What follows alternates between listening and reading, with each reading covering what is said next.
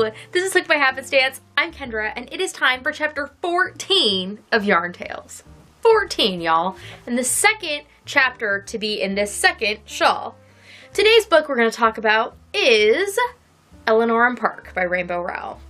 So for those of you that do not know, Yarn Tales is an ongoing series here at Hooked by Happenstance where I read books, I tell you a bit about them, and then I apply silly Kendra rules to my rating system and I add a segment to an ongoing reading shawl I'm making, which has turned out to be shawls because I've been reading so much that one shawl just would not contain all the books.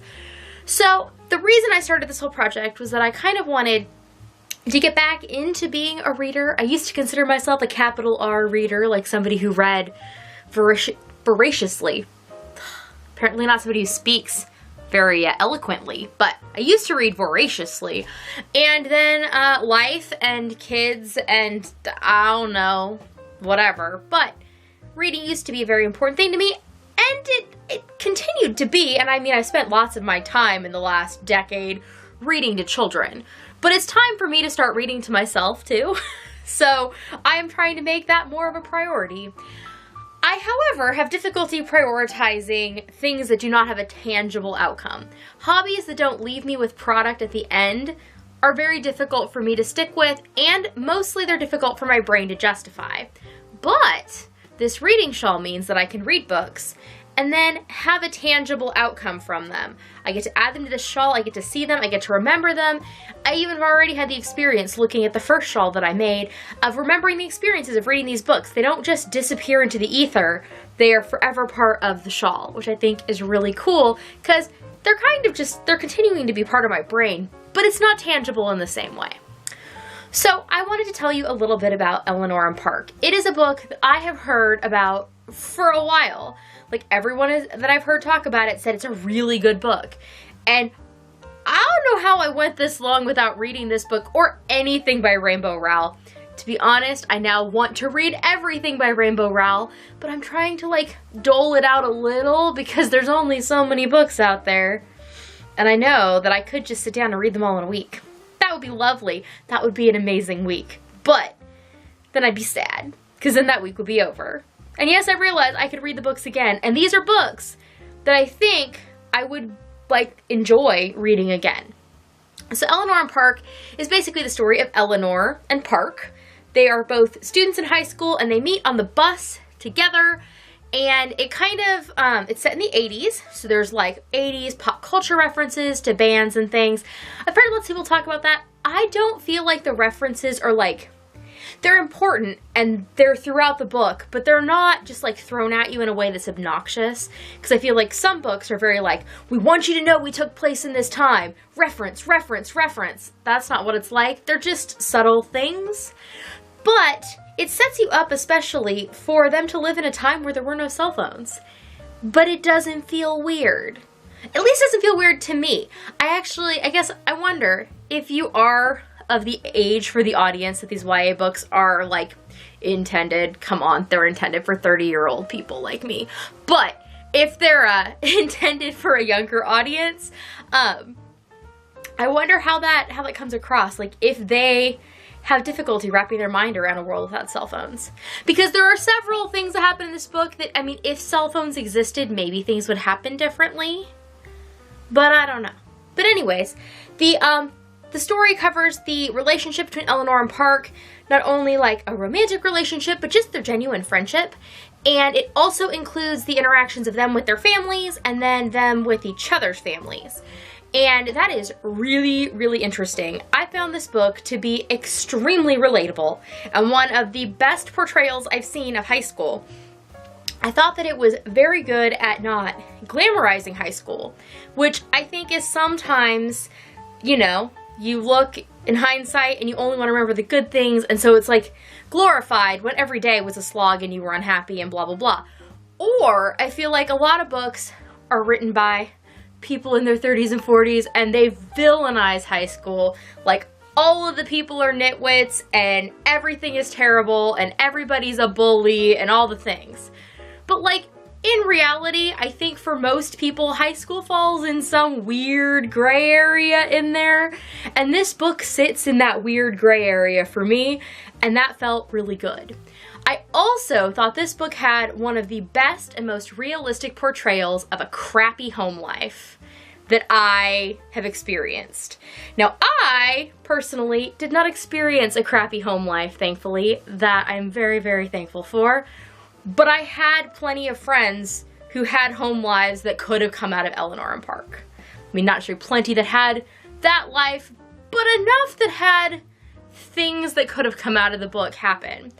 And I frequently feel like those life situations, again, are either glamorized, like they leave out the real parts of, like messy home situations, or they just villainize them and it is like a movie, because again, they leave out like the terrible things that are really going on in a lot of terrible home situations. So I just thought it was a really nice look at a bad home situation, and it was also a nice look at how you can have a more stable home situation but still be deeply involved friend or like in a relationship with somebody who is in a very destructive home situation. So I thought that that was, it spoke to me, I guess. And again, it just felt really honest, and it didn't feel like it was lying in any way, which I thought was good. So, if you cannot already guess, my star rating for this book is 5 stars. Oh, 5 stars. Totally recommend it to everybody. Like, I think everybody I see now and be like, hey, have you read Eleanor and Park? Because you should really read Eleanor and Park. It's a really good book. I read it via audiobook. It was through Libby, which is the Overdrive audiobook service, through my local library. There are lots of options, local, state, county, otherwise, for library services. Look into them because you likely have access to more than one, probably like a county or city library as well as a state library, which will give you more options as far as different services that you can pull from. Like my state library doesn't offer Overdrive, but my local library does. So it just gives you options, which opens up the number of books you have available to you. Not just the audiobook, but ebook and audiobook, all of that stuff. So, the 5-star rating is definitely, I think, well-deserved. I think this is going to be a book that I will probably read again in the future. Like, I'm already thinking about it, but not yet. No, there's so many books out there that I have been putting off reading for too long. It's not time for rereads yet. At least not right now yet. So, let's take a look at the reading shawl, because I know that's why some of you are here. So this book was an audiobook that I listened to by myself. I listened to it in one day, the whole thing. And it actually was the second book that I listened to that day. In the morning, I had listened to Everything. And as soon as I finished that, I was like, okay, I still have time in my day. I'd like to start something new. So I started listening to Eleanor and Park around like dinner. And then I listened to it till I went to bed, and it was a nice day. I enjoyed that day. It was a good day of reading. I actually have had many days in my life that I've spent all day reading books that I can look back on and be like, oh, I remember that day. That was a good day. There's kind of like, I have one for like each batch of time in my life, like elementary school, middle school, high school, college. Oh, do I have, oh yeah, there's one before we had kids, and then yeah, this is kind of a good reading day that happened post my getting back into the swing of things. So, the yarn that I used was from Lolo Did It. It is on the Low Original base, which is 85% extra fine superwash merino, 15% nylon. It's a one-of-a-kind color called Blarney Castle. I purchased this specifically to make this shawl, and this is what the yarn looks like in the ball.